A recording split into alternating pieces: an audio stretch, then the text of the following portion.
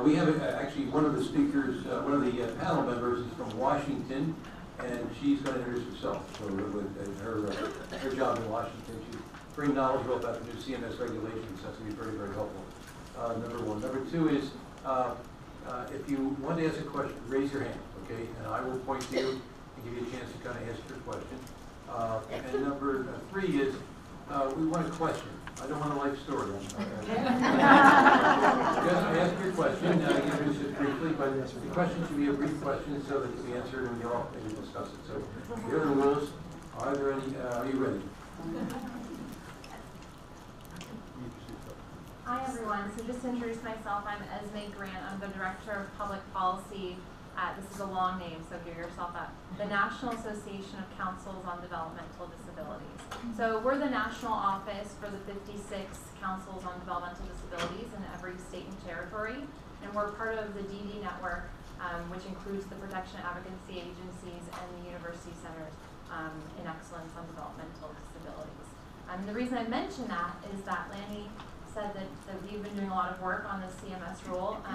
Our organization has played a large part in the input, and now we're working closely with the DD councils on implementation. So I just wanted to start by saying that we're working with our DD network partners, so the National Disability Rights Network and the Association of University Centers on Disability, so the national organizations for the DD network, on hcbsadvocacy.org. So some of you may have heard about that, providing information about the role, providing, as soon as Delaware posts its transition plan, we'll put it up there and really put all the information that's going on in the state. So that's just a little background information for you all.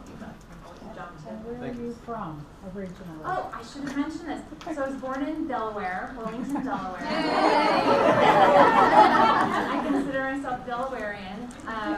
And I also have two siblings with developmental disabilities, so 5 of us all together, all born in Delaware. And my oldest brother and youngest sister both have developmental disabilities, which geared my interest in disabilities law and clearly has led my work in Washington. So there you go. Okay, open for questions. Good. I'm going to go first. I wanted to go first. I have to leave early. But listening to the 3 presentations. What I want to have you do, maybe Especially, stand up, sure. because they're not going to be able to hear the question. Sure. Listening to the 2 presentations, basically about the different types of community living, the different options we have. They were wonderful, wonderful presentations. Great options, wonderful choices. I loved hearing all of this. But going into your numbers, how many of those caregivers said they need 24-hour support? I'm actually one of those caregivers. My son is actually one of that small percentage that is 13 years old. He's out of state because we don't have it here. So when he comes home in 7 years,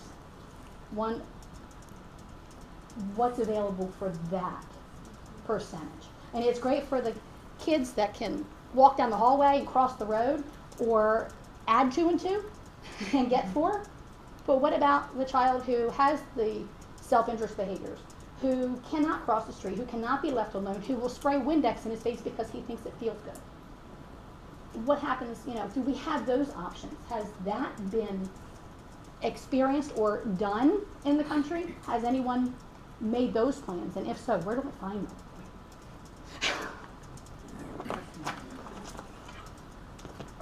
The program, the Art Jacksonville, ours is geared mostly towards the folks that have some independent living skills and all. The request from families, of course, is, well, just like you said, well, how about my son or daughter? So this is sort of our launching point, but hopefully in the future we're going to be looking at different sorts of communities. They may not be apartment style. They may be small group home style or whatever for a different population. But the issue being, really goes back to the CMS ruling. With our independent folks, it would be great if we get the Medicaid waiver money, but it's not a make or break sort of thing. Someone with high needs is high cost, and without those waiver dollars, it becomes much more challenging. I would just say on the national front, and as far as the rule goes, that the role really starts off with person-centered planning.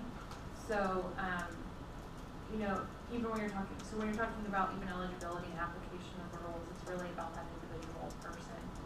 So it takes into account an individual's specific disability and issues surrounding. So I think that there are a lot of new services being provided for all kinds of different individuals with disabilities. From the national front, we work with over 100 national disability organizations and very strong support positive behavioral supports. And one of our sister programs, the University Centers on Excellence in Developmental Disabilities, work really hard on new research to work with those issues. So I think you will continue to see additional and new supports and services coming out. But you know, the rule doesn't necessarily ban that or ban opportunities to expand upon that. It's really up to the individual.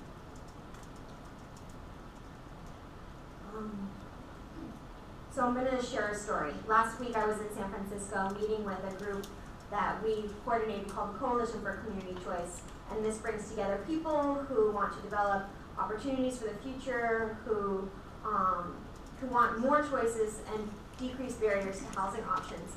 And I was talking to a man who lives in Ohio, and he started a community called Safe Haven Farms, and they are served by a service provider called Bittersweet. For those on the spectrum, if it's a lifestyle choice that they're interested in, agricultural communities have provided a lot of really good opportunities because you have the cycle of a farm life. There's that expectation of this is what we're doing every day. You have the ability to give back to the animals that you have to take care of, the plants that you have to take care of every morning. You know, you're going to wake up, you're going to go outside, you're going to feed the chickens, you're going to collect eggs, you're going to come inside, you're going to have breakfast, you're going to go outside, you're going to cut firewood, you're going to, you know, there's that structure that's involved in life, and there's a lot of physical activity. And so when there's a lot of physical activity, those on the spectrum have found that has been really good for self-regulation, you know, for preventing more self-injurious behaviors. When you have something to do, you're not doing nothing. For those on the spectrum, sometimes doing nothing is doing nothing. And so when they have something to do, when they have a job, when they have a structured opportunities all day long, it prevents behaviors, right? And also, if you have a staff that knows you well and knows how to communicate with you without having to use words, or they know your language, because many of us who work with those on the spectrum, it's almost like they have their language. They have certain words for certain things. You really get to know that person, especially in communities where you live with that person, and there's RAs that live with that person, and that person isn't just, you know, you're someone that you're taking care of, your client. You know, that person is more of a family member. I'm going to know Daniel so much that when he goes into this time of the day, which is his problem time of the day, I'm going to already have, you know, his favorite biting toy available, and I'm going to already have his compression stuff so that he can squeeze, you know, something instead of squeezing his body, he can squeeze something else. So for me, I've heard from a lot of families who have started agricultural communities that they had tried other programs, and that because their child has aggressive behaviors, that they were rejected or they were kicked out. And so this has become